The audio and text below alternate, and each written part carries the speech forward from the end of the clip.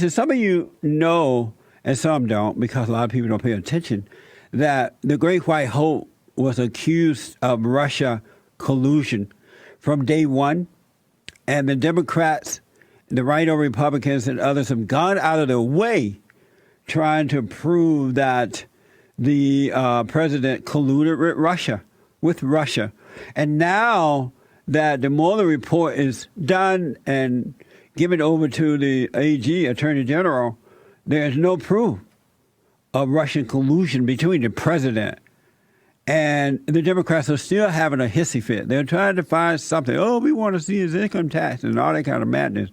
There was one guy by the name of Michael Tracey who said from day one, no Russian collusion. And he said it. And they hated him for that. And now that has been proven that there is no Russian collusion, they hate Michael even more so. The theme is to hate Michael because Michael tells the truth. And they don't like it when you tell the truth. I have a lot of respect for Michael. We may not agree on all issues, but I love the fact that he stands on what he believes. Michael Tracey is back. He's been with me before. He's here today. He's an independent journalist, formerly with the Young Turks, and who constantly debunked the liberal media on Trump's Russia collusion narrative. And I wanted to talk to Michael in a few minutes about what he's dealing with now and what it feels like to be right. Michael, welcome back. Great to be with you again, Jesse. Yeah, I appreciate your time, man. I know you're a busy man. So what are you feeling or thinking now that they can see that you were right about no Trump-Russia collusion? Well, first I should clarify that my position from the very beginning on this was never to affirmatively posit no collusion, right? It was to say that there's no evidence available to us that would make likely the inference that collusion took place. And that's an important epistemological distinction, because one of the great flaws of this story from the outset was that it was always more emotion-based on the part of the people who were propagating it rather than fact-based. They always thought that they were perceiving these suspicious ties between Trump campaign associates and Russians, or they looked at Trump's personal interactions with Putin and read his facial expressions and body movements and said, oh, this must mean that he's compromised by the Kremlin, stuff like that, right? So in order to maintain a fidelity to empiricism, I never said that I have the ability to affirmatively state that there was no collusion. It's just that I haven't seen any evidence which would make that possibility in any way viable. And that was kind of my approach from the beginning. In terms of how things are going now, well, I mean, people have accused me of gloating or running around claiming vindication or whatnot. And I guess, given that I have an abrasive style at times, I'm not going to argue with that so much. But I was always very much saddened by this story. I mean, I felt when I read the Barr letter on March 24th, which exonerated Trump of the core collusion charge, it wasn't as if I felt this swell of joy or pleasure. It was almost despair at how just consumed so many people were by this story, and how they jettisoned their critical faculties, how everybody from progressives to libertarians to even some conservatives decided not to reckon in any serious way with the manifold abuses that were on display throughout the story, whether it be surveillance abuses. And we now know that Carter Page, the Trump campaign advisor, was surveilled as a U.S. citizen in part by reference to the FBI citing the Steele dossier, which has now been authoritatively and thoroughly debunked. So that's a huge civil liberties concern. We have members of the federal law enforcement apparatus like Andrew McCabe and Rod Rosenstein plotting amongst one another to potentially, quote, wear a wire on Donald Trump, the duly elected president, in the Oval Office. Amazing. Which is amazing, right? Yeah, I mean, that's amazing. something that's totally without precedent in all of U.S. history, and again, has grave civil liberties concerns and prefer, libertarians and progressives who in another era would have been very much wary of the abuses of the security state. So the FBI, the CIA, the NSA, they all kind of totally ignored that because they were just so motivated by their blinding hatred of Trump. And that's a really damaging and distorting dynamic. It's going to have long-lasting implications for the polity. Do you trust them now? Absolutely not. My trust in them is just cratered to the point where it's not only in the gutter has like been set on fire and demolished. I mean, I can't even put into words how low my trust is at this point. And it's not just people like Rachel Maddow, right? I mean, so she's arguably the most egregious manifestation of all the journalistic wrongdoing and media punditry, deceit that has been such a feature of this story. But she's really just the tip of the rotten iceberg. And I wrote a piece on this last week for The Spectator that people can go read if they want. I think there's sort of a move now to scapegoat people like Rachel and say, oh, yeah, maybe some pundits and some commentators got ahead of themselves. But the journalists were doing a very, careful and serious job. Yeah, right. And it's just like, where have you been for the past 3 years? Every week or so, sometimes every day, there are these sort of bombshell stories that were touted as the smoking gun that would take down Trump, and that got frenetic coverage everywhere, whether it be on social media, so Twitter and Facebook, and then onto the cable news chatterers and talk radio and everywhere else. I mean, it dominated the entire media ecosystem, and most of the time this originated from the New York Times and Washington Post and CNN. Yeah, and those are the kind of the core. Those organizations constitute the core inner sanctum of American elite journalism, and they were just as culpable as anyone, if not more so, because they got so much wrong. They were forced to do so many humiliating corrections and retractions.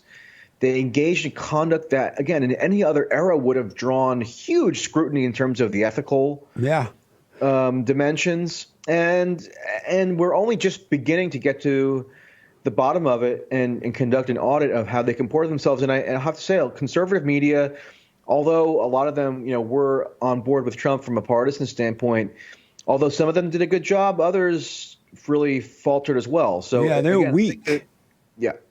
Michael, I wanted to ask, I noticed that they make up these things on the Great White Hope about him, and they all say the same thing. The Great White Hope have to show his 6 years of taxes, something like crazy, right? And everybody starts saying it, and they all just saying it. They're so happy. They're so repeating themselves. And then when they find out that they're wrong, I don't ever hear them come back and say, you know what? We were wrong. We had no proof. Like the Trump-Russian collusion.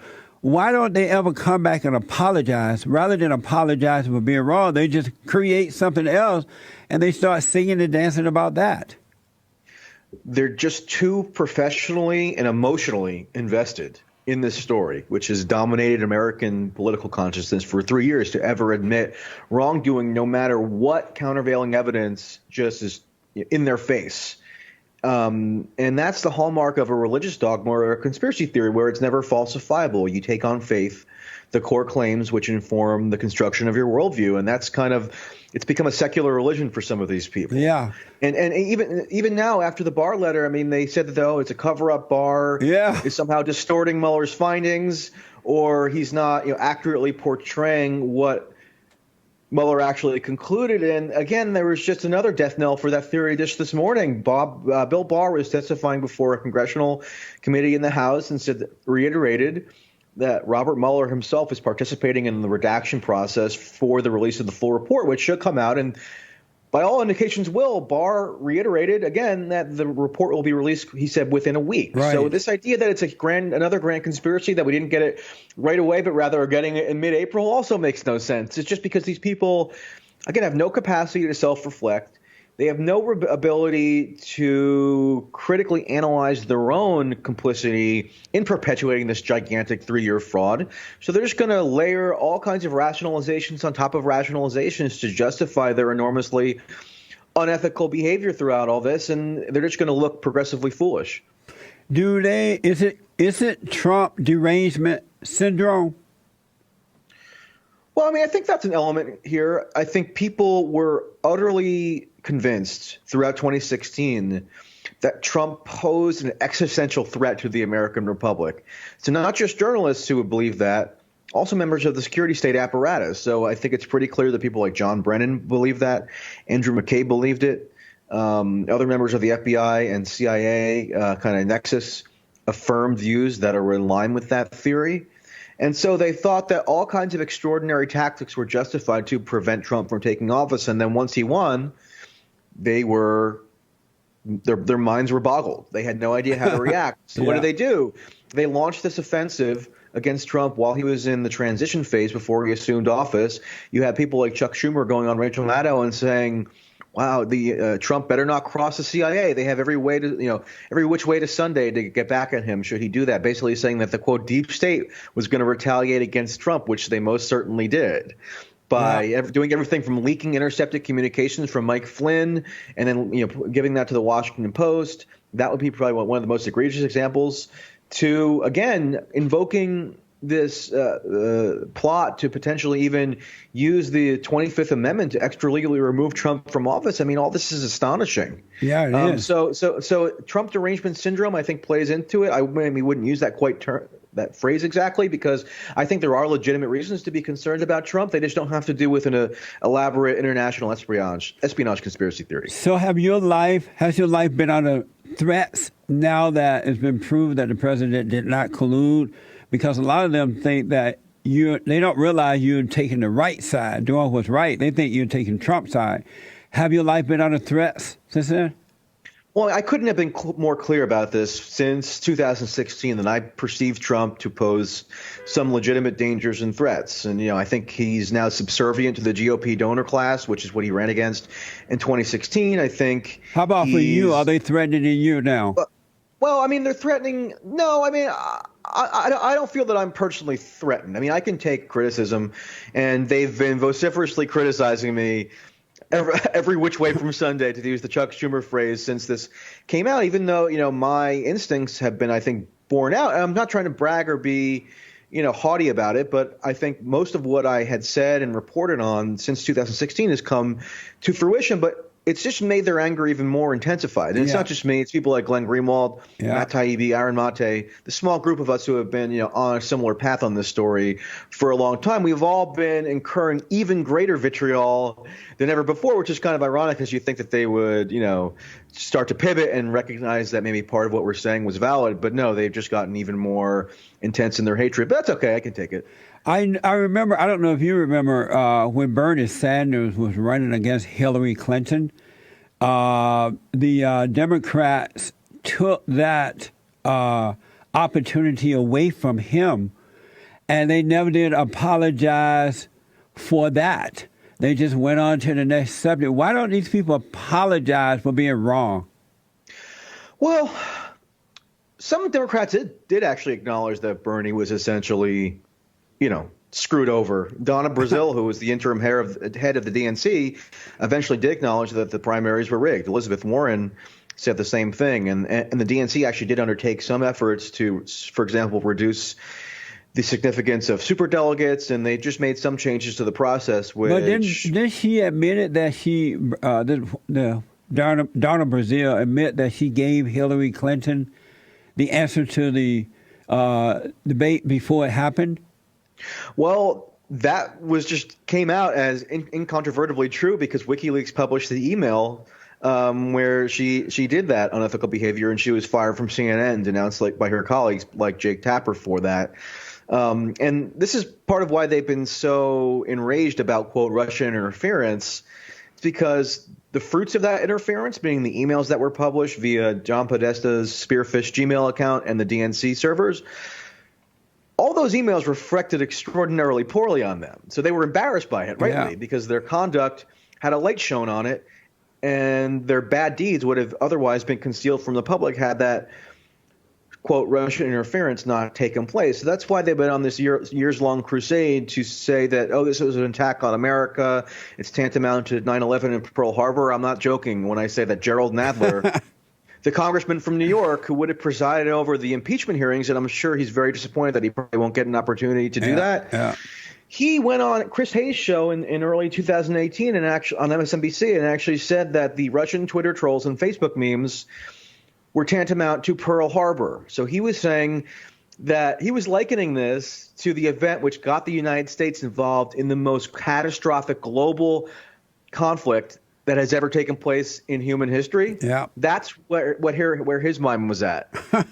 So that's the level of hysteria we've dealt with, and it's insane. And that's why people are so dug into this and can't admit that they were wrong, because it would just shatter their worldview and their entire conceptions of politics for the past 3 years. I got to ask you this. We're running out of time, so I got a few more questions to ask. Number one is, if it's true that Donna Brazile did that, why would Fox News hire her as a contributor? She can't be trusted. That's a great question. I don't know. I think Fox News wants to at least superficially create the appearance of having some kind of ideological balance. But Donna Brazile is just a operative. I mean, she's just a political operator. I'm all for balance, but you should have people who are actually truthful and acting from principle, not from partisan incentive, right? And that's who Donna Brazile has always been. She's just a Democratic activist. So I don't know. I can't speak for Fox, but I think she's a convenient foil for them in certain ways, even though she has a documented history of unethical conduct. So is it because she's black and a Democrat, they want to seem fair?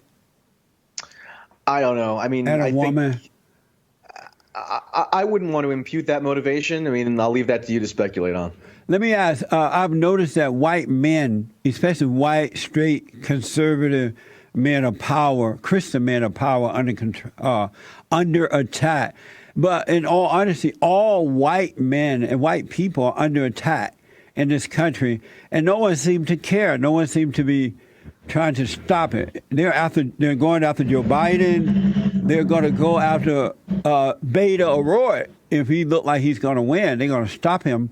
Do you see that white people are under attack by people of color right now? Well, I mean, I think the Joe Biden allegations are interesting. I think a lot of people in media and politics are pretending to take that supposed scandal extraordinarily seriously, even though everybody admits that there was nothing sexual about his hugs or his, interactions with women that are so supposedly now so damning. So I think people feel social and political and professional pressures to posture as if they feel that's a serious issue when it's really not. And I don't think it'll ultimately harm Joe Biden all that much, although I don't know whether he's actually going to succeed. I think it's interesting to note that the two leading candidates in the Democratic primaries are both, quote, old white men. Yeah. And there's this prevailing view that the Democrats are obsessed with identity and are not going to vote for a white male. Well, that's not actually reflected in the data. So I think all of that stems from an ideological position within the elite classes of the Democratic Party, where they put more of an emphasis on identity than is actually accepted amongst the actual rank and file. But do you see that white people are under attack, though? If white people are the most hated species on this side of heaven, and they shouldn't be treated that way, but they're allowing themselves to be treated that way, and they are being treated that way. Even Andrew Yang, I think his last name is, admitted that, is it Yang, James? Yang. Yeah, Andrew Yang. Yeah, he admitted that white people are dying early, and he was attacked for even saying that. So you can't even help white people. Well, I mean, I think the life expectancy of whites is declining, and that's a serious issue. And I think it ought to be addressed. And Andrew Yang has done that, and others have commented on it in maybe even maybe a little more circular ways. But I'm a white male. I don't feel like I've been suppressed. I feel like I have a lot of opportunity, and I do get a lot of definitely intense criticism. But it's because I make sometimes provocative statements on politics and culture in public venues. So I'm not going to – I don't want to claim a victimhood narrative. Well, you don't have to be a victim to it, but you need to speak up and deal with it, of course. Never should lay down and just take it. So are you saying you do not see that white people are under attack? Well, I mean, I can only speak from my own experience as a white male, and I don't feel as though I'm under attack. I mean, I think there are other serious issues that stifle American political discourse, and one of them, at least in my judgment, isn't that white males are inordinately being suppressed. Although, I mean, I think there are, as I mentioned, there are some issues in terms of how identity gets weaponized that are worth dealing with. And I think a lot of times they're cynical and use this as the pretext to impose a certain political agenda. So I think that's actually a real thing, but I wouldn't extrapolate that into white males like being But under attack. I see it all over, Michael, even other countries too. White people are not allowed to call themselves a nationalist. They can't say that they love their own countries and stand up for it. It's happening all around the world, not just in America.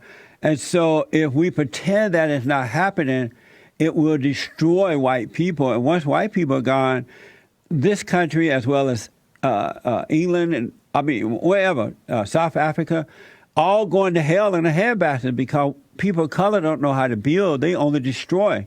And those people who are coming from S-hole countries, they didn't build their own country. What made them think that they can come here and build? It doesn't make sense.